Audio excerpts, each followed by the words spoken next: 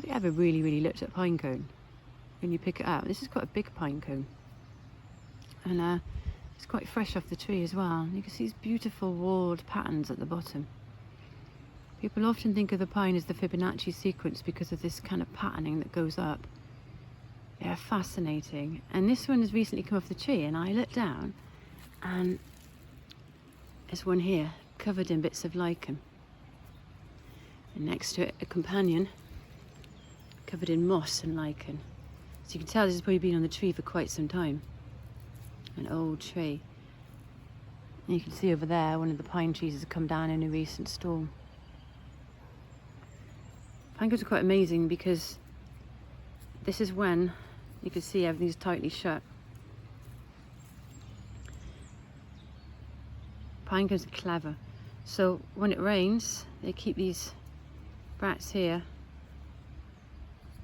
quite tightly shut. And then when it's not raining and you've got a nice sunny day, they'll tend to open these and the seeds are kept nice and dry within.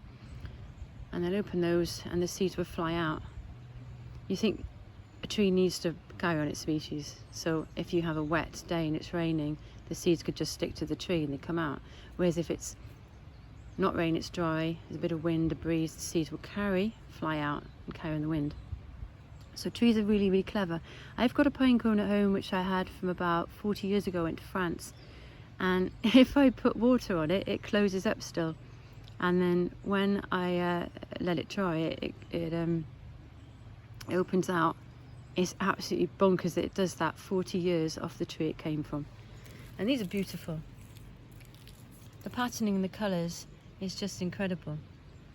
The pine is a really sacred tree, and this pine cone here, if you think about it, the shape of it.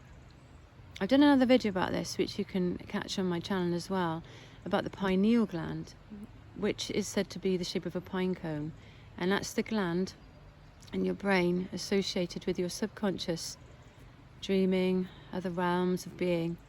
And the pine cone is often seen on staffs and in religious places, so it was seen to be very much tuning into the divine.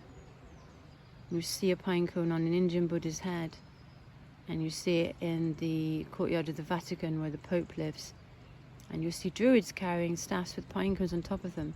It's a very powerful object, and the energy contained within of new life and what that means for us. So pine cone, next time you look at a pine cone, not just a pine cone, incredibly intelligent, pick one, take it home, 10 years on, see if these will still open and close for you. That's beautiful. Long live the pine. Beautiful wood, sacred and negative energy cleanser. And everyone recognised the power of the healing within the pine. And maybe that's part of it, to keep us well, being in tune with nature, being in tune with what is. I wish you a lovely day. I'll speak to you again soon.